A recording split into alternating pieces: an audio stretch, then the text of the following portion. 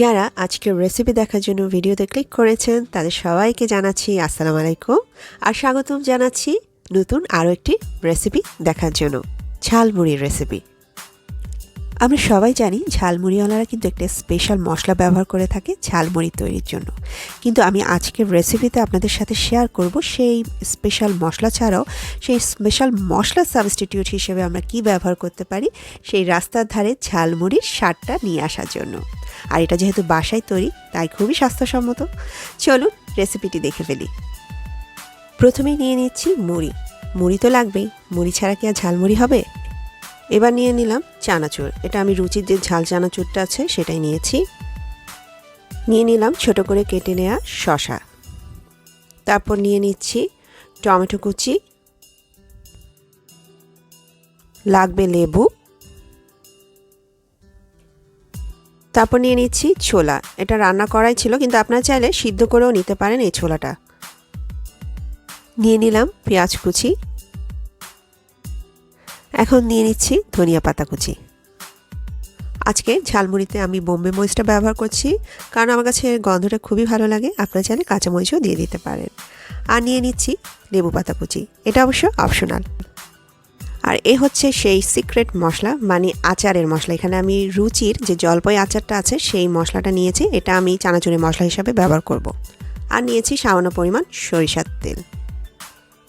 এবার আমি একটি কোটা নিয়ে নিলাম।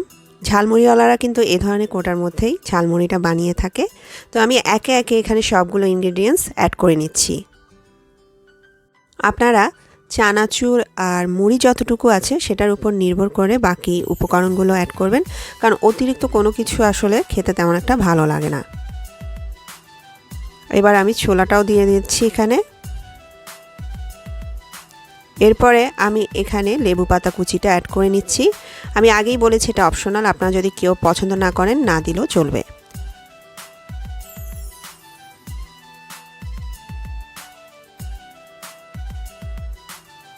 ঝালমুড়িতে ঝালের পরিমাণটা একটু বেশি হলে ভালো লাগে, তাই বোম্বে মরিচটা দেওয়া, কিন্তু আপনারা চাইলে কাঁচামরিচও কেটে দিতে পারেন।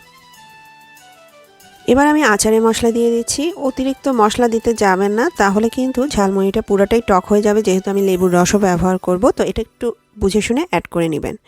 এবার আমি মুড়ি অ্যাড করে দিলাম, এরপরে দেব চানাচুর।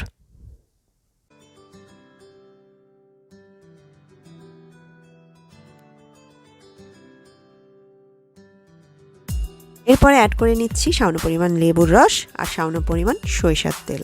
এখানে এক্সট্রা কোনো লবণ দেওয়ার দরকার নেই, যেহেতু ছোলাটাও রান্না করা, আচারের তেলও লবণ আছে আর চানাচুরেও লবণ আছে, আর আমি এক্সট্রা লবণ দিলাম না। আমাদের রান্নাঘরে কিন্তু এই ধরনের চামচগুলো থেকেই থাকে, তো আমি এই চামচটা নিচের অংশটা ভালো করে ধুয়ে নিয়েছি। এবার আমি এখানে দিয়ে দিচ্ছি ঘুটা। চানাচুরওয়ালারা কিন্তু এভাবে ঘুটে ঘুটে চানাচুরটা মাখিয়ে থাকে। সবগুলো ভালো করে মাখানো হয়ে গেছে। এবার আমি এটা সার্ভ করে নিচ্ছি। চানাচুরটা সার্ভ করার জন্য আজকে আমি এই ধরনের একটা ঠোঙ্গার প্যাকেট বানিয়ে নিয়েছি। এটা জাস্ট অপশনাল, দেখতে সুন্দর লাগবে তাই। হয়ে গেল সেই রাস্তার ধারের মজার ঝালমুড়ি। দেখলেন তো, ঝালমুড়ির মশলা যদি নাও থাকে আমরা এভাবে কিন্তু ঝালমুড়িটা বানিয়ে ফেলতে পারি, আর খেতে সেই ঝালমুড়ির টেস্টটাই কিন্তু পাওয়া যাবে। একবার বানিয়েই দেখুন আর আমাকে কমেন্ট বক্সে লিখে জানাতে ভুলবেন না। চ্যানেলটাকে সাবস্ক্রাইব করার অনুরোধ করেই আজকে আমি তাহলে বিদায় নিয়ে নিচ্ছি। সবাই ভালো থাকবেন। খোদা হাফেজ।